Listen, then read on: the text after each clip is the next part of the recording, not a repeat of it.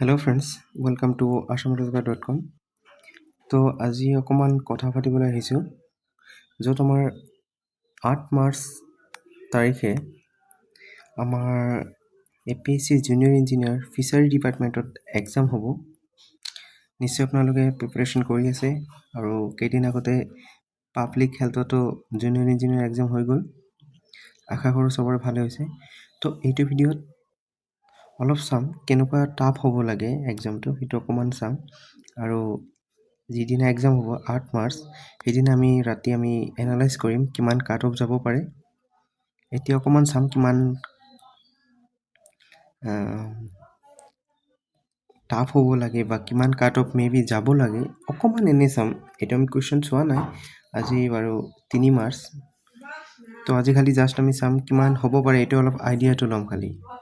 ঠিক আছে, অ'কে। তো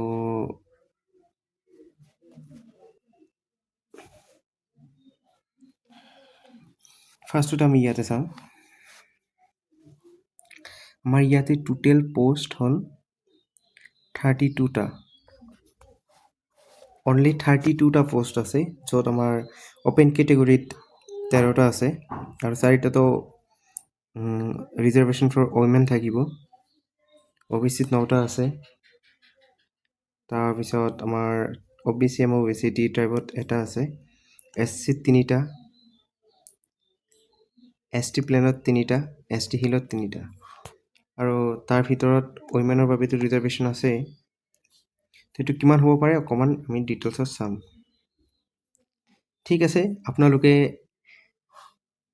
যদি এডমিট কাৰ্ড ডাউনলোড কৰা নাই apsc.nic.in ৱেবছাইটটো খুলিব আৰু ফাৰ্ষ্টত লিংক যিটো পাব ইয়াতে ক্লিক কৰিলে আপোনালোকে জুনিয়ৰ ইঞ্জিনিয়াৰ চিভিলৰ ফিচাৰী ডিপাৰ্টমেণ্টৰ এডমিট কাৰ্ডটো ডাউনলোড কৰিব পাৰিব। আৰু লগতে আমি চাম কিমানখিনি ষ্টুডেণ্টে এপ্লাই কৰিছিলে বা ফিল আপ কৰিছিলে এইটো জবৰ বাবে, সেইটো আমি চাম। লিষ্ট অফ দ্য কেণ্ডিডেটখিনি চাম আমি।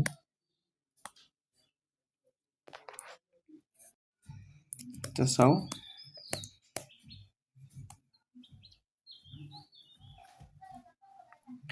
টোটেল 4,666টা এপ্লাই কৰিছে।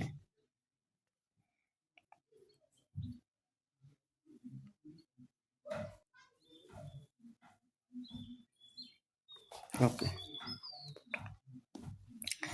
তো চাব পাৰে 4,466 ইমানখিনি চালোঁ নেকি? ঠিক আছে, 4,600 চাগে। তো তাৰ পৰা আমি 600 ডাইৰেক্ট মাইনাছ কৰি দিম,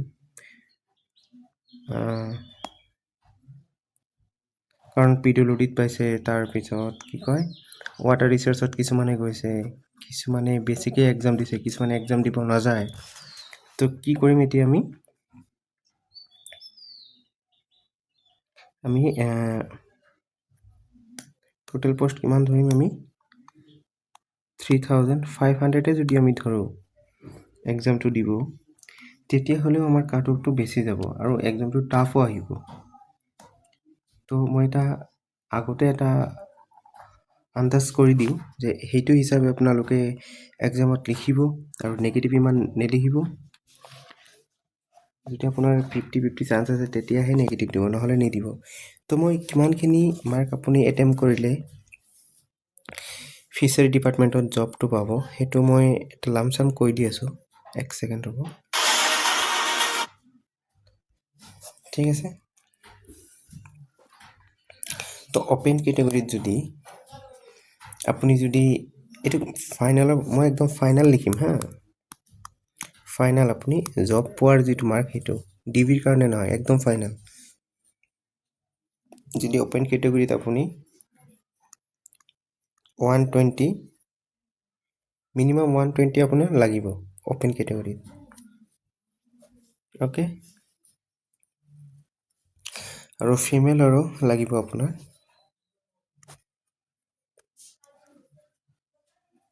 ইমানখিনি লাগিব ফিমেলৰ। আৰু আমাৰ OBC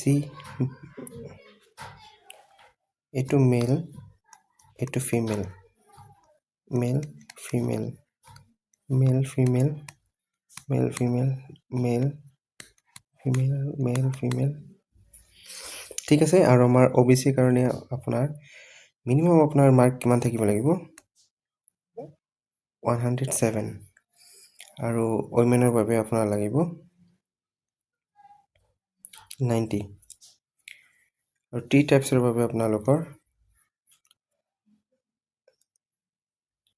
95 লাগিব আৰু SC মেলৰ বাবে আপোনালোকৰ লাগিব 115 আৰু ফিমেলৰো সেনেকুৱাই যাব 1112 আৰু ST প্লেন 105 আৰু ফিমেলত অকণমান কম যাব 90 মান যাব পাৰে। ST হিল এইটো আৰু কম যাব পাৰে অকণমান, এইখিনিয়ে ধৰি লওক আপোনালোকে ছেফ ছাইড। আৰু ST হিলৰ